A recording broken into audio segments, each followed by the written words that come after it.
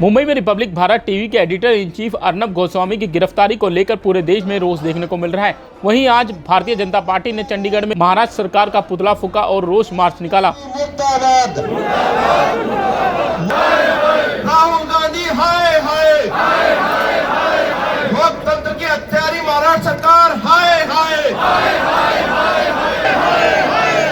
उद्धव ठाकरे हाय हाय, राहुल गांधी हाय, महाराष्ट्र सरकार हाय हाय, महाराष्ट्र सरकार हाय, उद्धव ठाकरे हाय।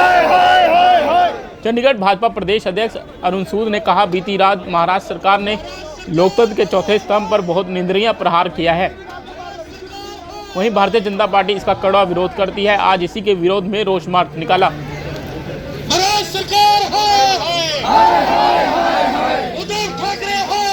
मैं समझता हूं जी कि देश में 1975 की इमरजेंसी के बाद आज ये एक अति घृणीय घटना हुई है कि कल सुबह 6:30 बजे एक पुराना जिसकी क्लोजर रिपोर्ट भी कोर्ट में दे दी गई थी, ऐसे केस में देश के एक बहुत ही प्रसिद्ध पत्रकार को, जो लगातार पिछले दिनों से कांग्रेस सरकार का, एनसीपी सरकार का, शिवसेना की सरकार का वो भांडा फोड़ते आ रहे थे, उनके कुकर्मों का पर्दाफाश करते आ रहे थे। और इसी बात से बौखला के उन्होंने 6:30 बजे उनको घर से उठा लिया, उनके बच्चों के साथ, उनकी बीवी के सामने उनको घसीटा गया, उनको मारा गया, उनको पीटा गया।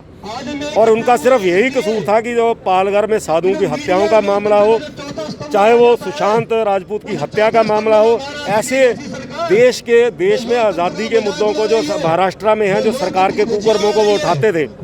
आज मैं समझता हूँ कि एक आज़ाद पत्रकारिता पर हमला हुआ है, देश पर लोकतंत्र की हत्या हुई है और भारतीय जनता पार्टी इस बात को स्वीकार नहीं करेगी।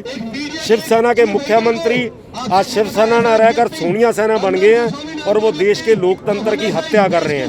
ये अर्नब गोस्वामी का समर्थन नहीं है, ये लोकतंत्र के चौथे स्तंभ पत्रकारिता का समर्थन है।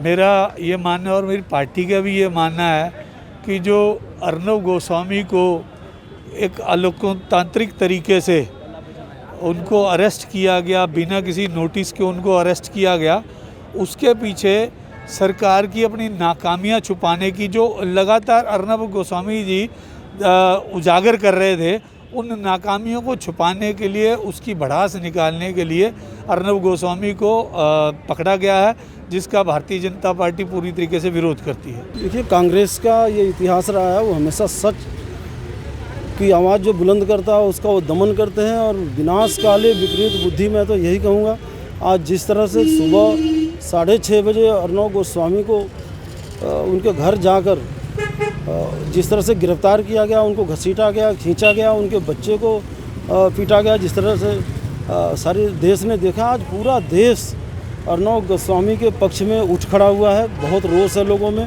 भारतीय जनता पार्टी में बहुत रोष है। आज देख रहे हैं आप, बीजेपी के बहुत छोटे से नोटिस पे अध्यक्ष जी ने बुलाया था सबको और सैकड़ों के तादाद में लोग इकट्ठे हुए। तो मुझे लगता है आने वाला जो समय है उद्धव के लिए बहुत मुश्किलों भरा होगा।